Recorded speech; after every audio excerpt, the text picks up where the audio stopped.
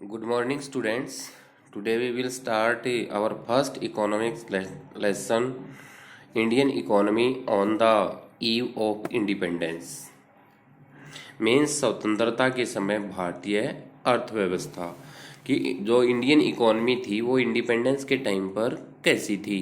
तो इसमें जो पॉइंट हम पढ़ने वाले हैं उनमें फर्स्ट पॉइंट जो दिया गया है वो दिया गया है colonial exploitation of the Indian economy under the British rule.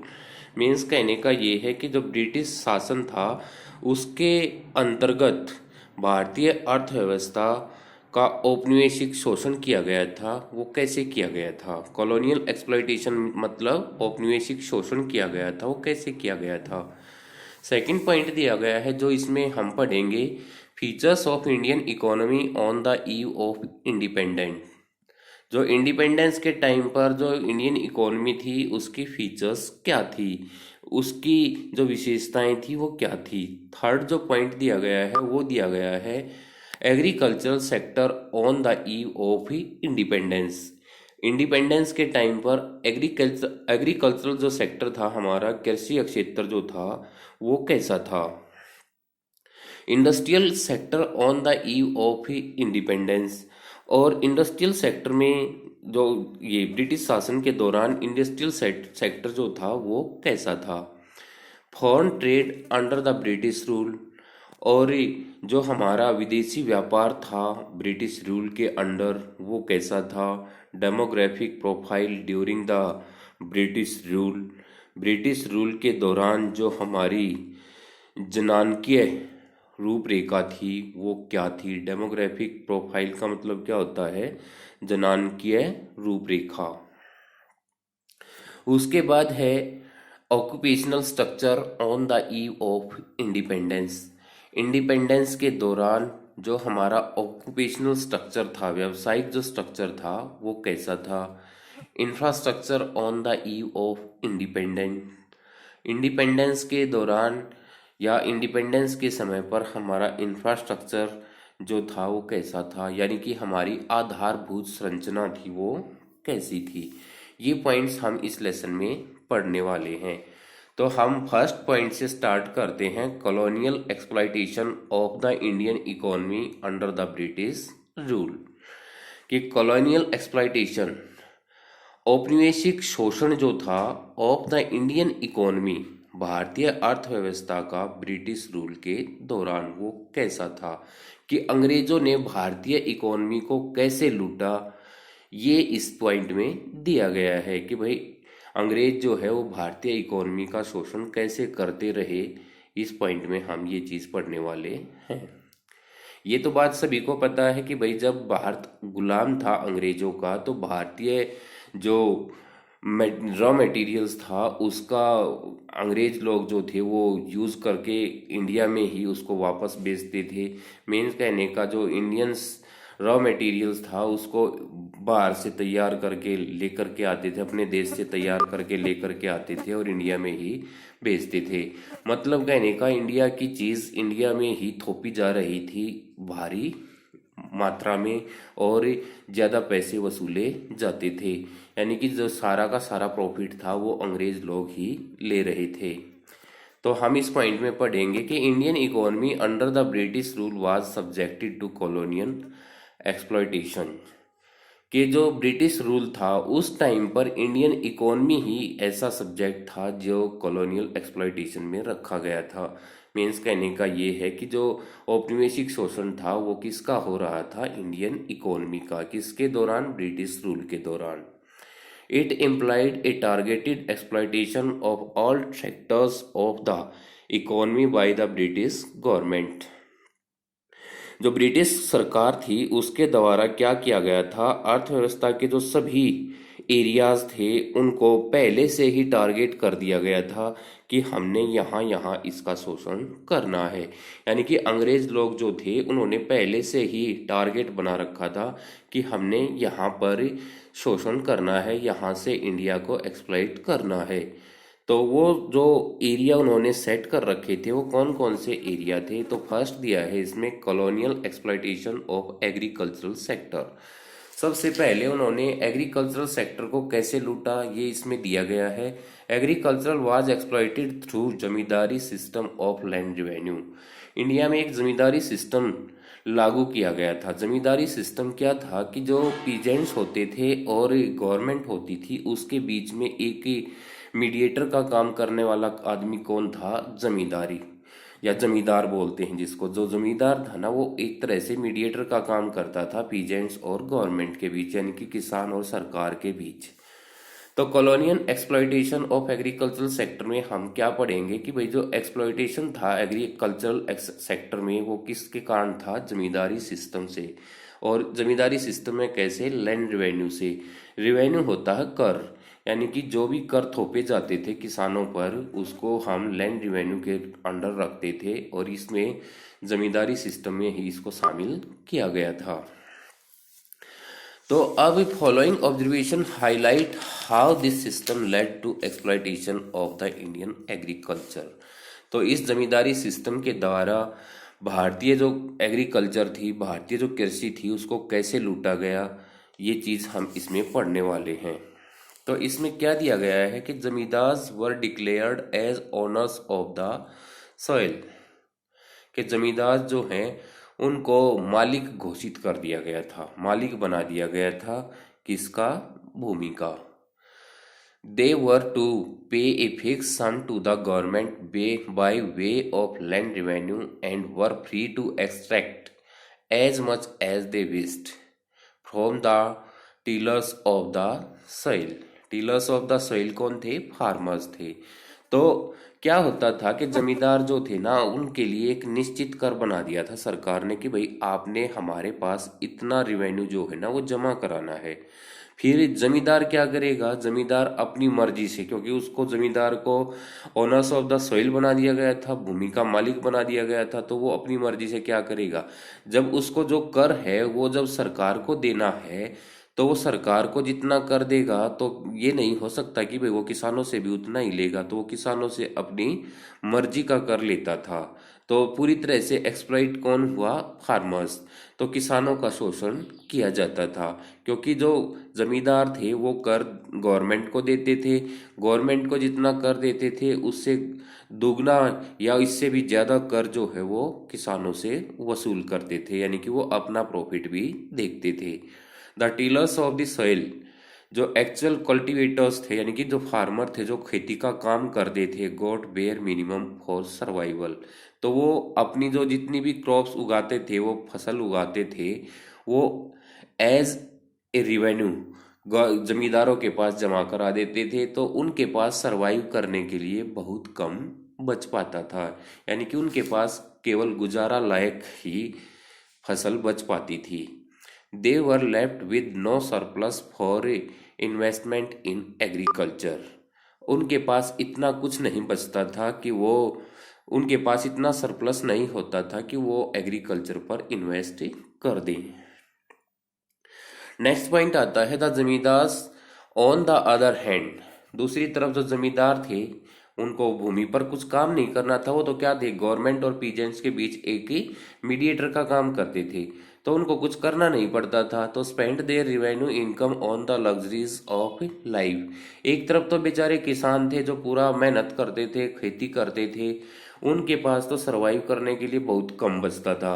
एक जमींदार था जो केवल गवर्नमेंट और पीजेंट्स के बीच से एक ही मीडिएटर का काम करता था, तो उसके पास इतना रिवेन्यू इकट्ठा हो जाता था कि वो उस रिवेन्यू को अपनी ऐशो आराम के जीवन पर स्पेंड करता था, खर्च करता था। लिटल और no investment was made for the development of agriculture, कि एग्रीकल्चर डेवलपमेंट के लिए थोड़ा सा भी इन्वेस्ट नहीं किया जाता था, क्योंकि गवर्नमेंट को और जमींदारों को तो रिवेन्यू मिल ही जाता था। तो उनको ये थोड़ी ना देखना था कि भाई अगले साल क्रॉप्स ज़्यादा होगी या नहीं होगी, तो उसके लिए उसने एग्रीकल्चर डेवलपमेंट के लिए तो कोई काम किया ही नहीं। वो जितना भी पैसा एक्स्ट्रा बचता था तो उसको वो अपनी लग्जरीज लाइफ पर स्पेंड करते थे, यानी कि ऐसो आराम के जीवन पर स्पेंड करते थे। तो क्या होता था कि जो कृषि क्षेत्र था, एग्रीकल्चरल सेक्टर जो था, उस पर ज़्यादा ध्यान नहीं दिया गया, जिससे वहाँ की कंडीशन खराब होती चली गई। मीन्स कहने का ये है कि अंग्रेजों ने केवल एग्रीकल्चरल सेक्टर को लूटा था, उसकी डेवलपमेंट की तरफ कोई ध्यान नहीं दिया। उसके बाद आता है colonial exploitation of industrial sector. अब औद्योगिक क्षेत्र में किस तरह से औपनिवेशिक शोषण किया गया था। Prior to the British rule, industrial sector in India was well known for its handicrafts. जब तक ब्रिटिश रूल नहीं था, अंग्रेजों का शासन नहीं था, तब से पहले इंडस्ट्रियल सेक्टर जो था, औद्योगिक जो क्षेत्र था इंडिया का, वहाँ हैंडीक्राफ्ट्स को बहुत अच्छे से जाना जाता था। यानी कि इंडियन हैंडीक्राफ्ट्स की दुनिया में पहचान थी कि इंडियन हैंडीक्राफ्ट्स जो हैं वो बहुत अच्छे काम करते हैं। तो Indian handicrafts works produced by hand labour, यानी कि सारा काम हाथ से किया जाता था। हैंडीक्राफ्ट्स का मतलब क्या था, जो भी काम किया जाता था वो हाथों से किया जाता था, मशीनों से बहुत कम किया जाता था। Enjoyed a world wide reputation for their variety and quality. Indian handicraft जो था ना, उसकी दुनिया में एक पहचान थी उसके वैरायटी और क्वालिटी के कारण। But these were destroyed by the British government in two ways. लेकिन अंग्रेजी शासन के दौरान इसको दो तरीके से डिस्ट्रॉय कर दिया गया, खत्म कर दिया गया। पहला जो पॉइंट दिया गया है, foreign demand for the Indian handicraft was destroyed by way of heavy duty on their exports. कि जो विदेशी डिमांड थी इंडियन हैंडीक्राफ्ट की, वो ख़त्म हो गई थी bye way of heavy duty on their export, क्योंकि उसके एक्सपोर्ट पर बहुत ज़्यादा चार्ज लगाया गया था। यानी कि उसके निर्यात पर बहुत ज़्यादा चार्ज लगने के कारण वो ज़्यादा महंगी होगी, तो महंगी चीज़ को कोई भी नहीं खरीदेगा। उसके बाद आता है domestic demand for the Indian handicraft was destroyed by way of duty free import of the British goods in the Indian markets. जो डोमेस्टिक डिमांड थी, घरेलू जो मांग थी इंडियन हैंडीक्राफ्ट्स की, वो भी खत्म होती चली गई, क्योंकि जो ब्रिटिश गुड्स थी, अंग्रेजों का जो सामान था, अंग्रेज जो सामान भेजते थे इंडिया में, जो इंपोर्ट करते थे, तो उसकी मार्केट में वैल्यू जो थी वो बढ़ती चली गई, क्योंकि वो सस्ते रेट में मिलता था, सस्ते रेट में मिलता था। और इंडियन हैंडीक्राफ्ट्स जो था वो महंगे रेट में मिलता था। तो इससे क्या हुआ, जो चीज़ सस्ती होगी उसकी तरफ ही कस्टमर जो है वो ज़्यादा अट्रैक्ट होगा। यानी कि उसकी क्वालिटी, जो मशीनों से बनी हुई जो चीज़ें थी, उनकी क्वालिटी भी अच्छी होती थी और रेट भी सस्ता होता था। तो अंग्रेजों ने क्या किया, उन्होंने अपनी जो चीज़ें थी वो सस्ते रेट पर इंडिया में बेचनी शुरू कर दी। और इससे क्या हुआ कि भाई सस्ती क्यों हुई थी, क्योंकि इंडियन हैंडीक्राफ्ट जो थी ना वो महंगे रेट में पड़ती थी, और जो अंग्रेज थे वो इंपोर्ट करते थे अपने सामान को सस्ते रेट में, यानी कि उन पर कोई भी एक्स्ट्रा चार्ज नहीं लगाया जाता था।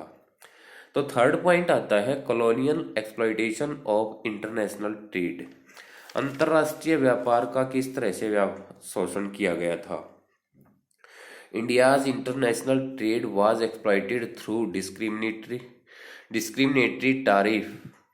टारिफ जो होता है ये एक तरह का कर होता है, एक तरह से रिवेन्यू होता है, टैक्स ऑन इम्पोर्ट्स, जो जिसको हम आयात शुल्क भी बोलते हैं और इसको हम सीमा शुल्क भी बोलते हैं। तो ये टैक्स ऑन इम्पोर्ट्स पॉलिसी, यानी कि जो आयात करने वाली चीज़ें हैं, जिनको हम आयात करते हैं, उन पर जो कर लगाया जाता है उसको तारीफ बोलते हैं। इट इम्प्लाइड, इसको कैसे इम्प्लाई किया गया था, duty free export of Indian raw materials to fulfil the industrial needs in Britain. क्या होता था, ब्रिटेन में इंडिया से रॉ मटेरियल भेजा जाता था, यानी कि जो भी चीज़ें ब्रिटेन से बनकर आती थी उनके लिए जो रॉ मटेरियल चाहिए, कच्चा माल जो चाहिए था, उसको एक्सपोर्ट किया जाता था इंडिया से, क्योंकि इंडिया जो है वो रॉ मटेरियल्स में काफ़ी आगे था। तो इंडिया के पास बहुत सारे रॉ मटेरियल्स जो थे वो अवेलेबल थे, तो इंडिया से अंग्रेज जो थे वो रॉ मटेरियल्स को एक्सपोर्ट करते थे और उस पर कोई भी चार्ज नहीं लगता था, यानी कि किसी भी तरह का कोई भी टैक्स उनको देना नहीं पड़ता था। Duty free import of British goods to expand demand for the British goods in the Indian markets. और दूसरी बात क्या होती थी, जब ब्रिटेन से कोई सामान इंडिया में बन करके आता था तो उसको ना तो इंपोर्ट करने पे ना एक्सपोर्ट करने पर किसी भी तरह का चार्ज नहीं देना पड़ता था। तो कहने का मतलब क्या है कि उस पर जो कर वाला जो सिस्टम था, एक्स्ट्रा चार्ज देने वाला जो सिस्टम था, वो बिल्कुल भी नहीं था। It was owing to discriminatory tariff policy that India became importer of finished goods from Britain and exporter of raw material to Britain. तो इस तरह से जो ये टैरिफ सिस्टम था, डिस्क्रिमिनेटरी, भेदभावपूर्ण वाला जो ये तरीका था, नीति थी, इसके कारण इंडिया जो है ना, वो जो अंग्रेजों की बनी हुई जो वस्तुएं थी, तैयार वस्तुएं जो थी, उनका तो इम्पोर्टर बन गया था।